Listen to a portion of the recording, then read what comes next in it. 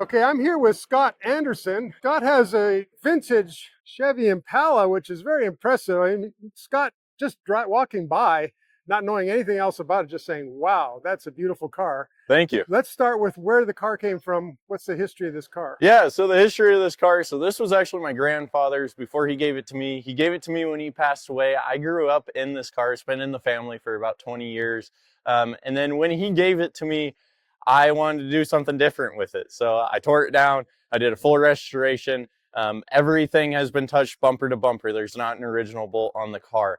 But what makes this one really interesting is that it is zero carbon. So it runs 100% on hydrogen. So it makes it a little bit different. Wow. So what made you choose to go with a hydrogen? Multiple reasons. Wanted to be different. And then I see an industry and I see an opportunity in the hydrogen space to bring technology to the market in a zero carbon way, but we don't lose anything. We don't lose the rumble. We don't lose the sound. We don't lose the feeling of the horsepower. You still have all of those things that you have with a gasoline vehicle, but you don't have you have zero carbon, you have zero emissions, and you gain so much from the hydrogen, being able to fill it at your house. You're disconnected from the oil companies and oil prices, and so many different reasons why I see hydrogen being a viable option in this space. If you have an electric car, you lose the rumble, the feel, the sound, and all that.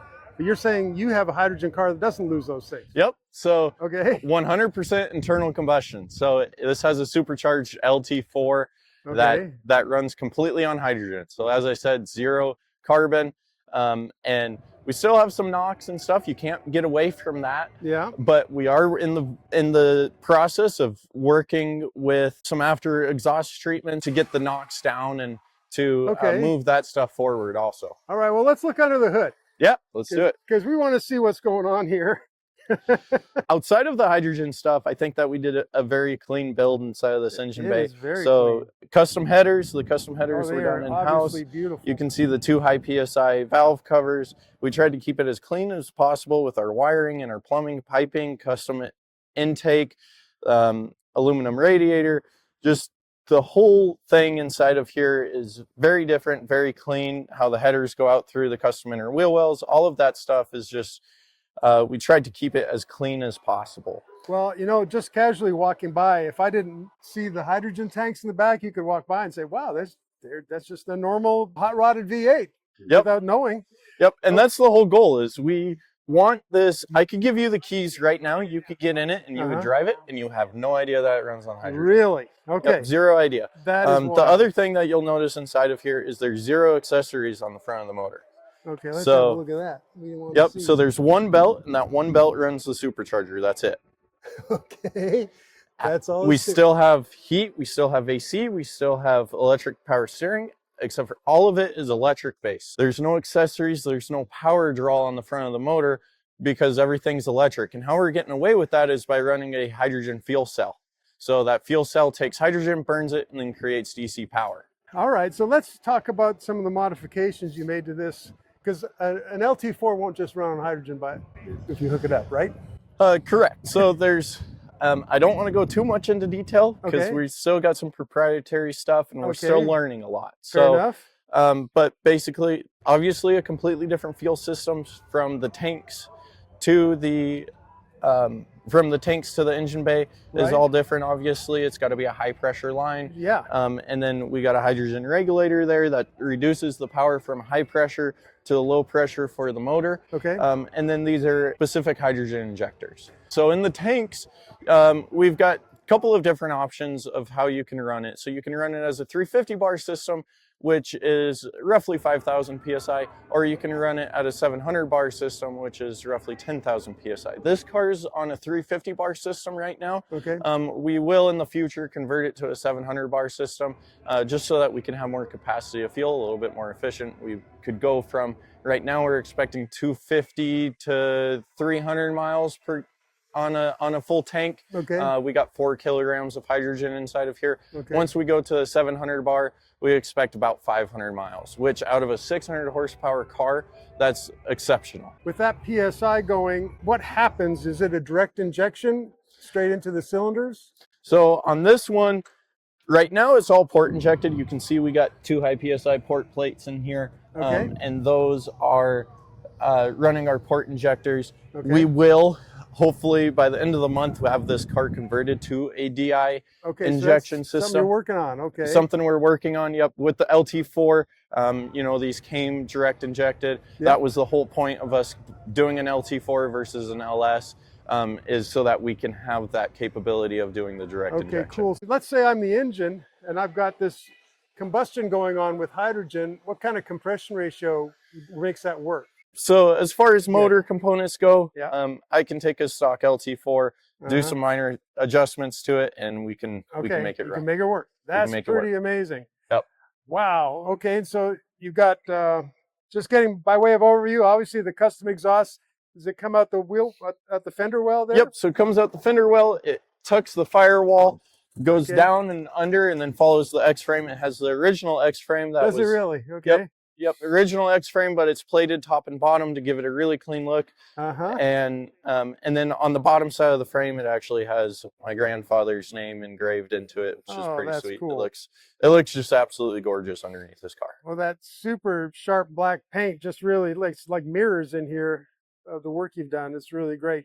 And I guess obviously the intake is coming in from the front fender on the passenger side. Yep, exactly. Okay, now what does this car have as far as driving features? We've understood now that we've got hydrogen going on. What's it like to drive? So driving it is an amazing experience. So it has a RideTech air suspension on it, and then it has the Airlift H3 Performance air management system. It's got a full body control system from Infinity Box. So they control the entire car, so I can control it from my phone. I can open the doors, I can roll the windows up and down, I can turn the horn on, I can do the lights, I can do everything that the car can do from the inside. I can do it straight from my phone. Wow. So that's pretty cool and unique. And then it has a T56 six-speed transmission. And then we tried to keep the interior of the car just really original feel, original look.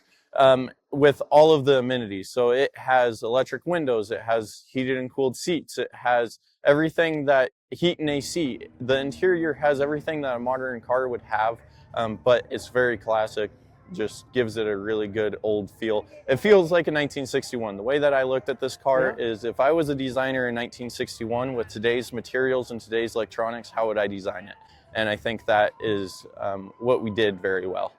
Wow, yeah, it definitely keeps the feel, doesn't it? Very nice.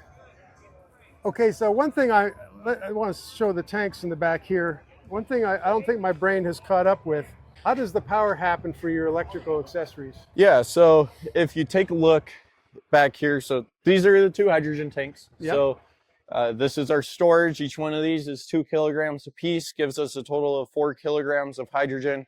And then how we get DC power out of it is these two fans right there. So those two fans are going to be the fuel cells. So those burn hydrogen, and inside of it burning hydrogen, it creates DC power. So coming out of that is 48 volts, and then we convert that 48 volts to 12 volts using a converter. And then, so the whole car still runs on 12 volts like any other car, but we leave our capabilities open to use that 48 volts if we wanted to do an EV heater, if we wanted to do EV power steering, any electrical vehicle components with a converter to bring the voltage up, we could do that. The only reason we need to start the motor is to drive the rear wheels. So we can turn this on. I can run my audio system. As long as I have hydrogen, I can run my audio system, I can run my power steering, I can run my windows, I could run all of that all day long as I have hydrogen. That's pretty cool. And I think that there's a huge marketplace for that too, is in the audio space, where we see a lot of interest in it, is we can sell these fuel cells and hydrogen tanks, and then audio guys that have the big audio systems they take a lot of juice. They take a lot of juice. You see them with 3, 4, sometimes even 5 alternators on the front of a motor, and then they're sitting there and they're idling all day long, right? Well, with this, they don't have to. They can put 1 or maybe 2 of these fuel cells in and power their entire system, and they don't have to start and idle their car. That's wild. You did put a sound system in, didn't you? Yep. So it's got a ground zero sound system in it. When you sit inside of this car, it sounds like you're sitting inside of a movie theater. It sounds so clear, so Wow. just beautiful inside of there. There's a sounds song that we play inside of here where it sounds like balls are dropping from the ceiling, and you can hear it it sounds like they're hitting a piece of glass, and you can follow them around inside of the car. That's wild. How did you get all your information? This is a lot to build all this. I've been in the process. This car from sandblast to debut was about 15 months, but I had been working on the project in the background of the physical work for about 2 years. Wow. And so a lot of this was self-taught and learned, but then we had help from Arrington Performance on some of the programming and some of that stuff. Okay. They certainly helped us on the project. Yeah. Okay. So. Well, congratulations. This is just a really interesting and completely different kind of take on kind of modernizing in a new way an old car. So that's very cool. Thanks for showing me around. Yeah, no, thank you.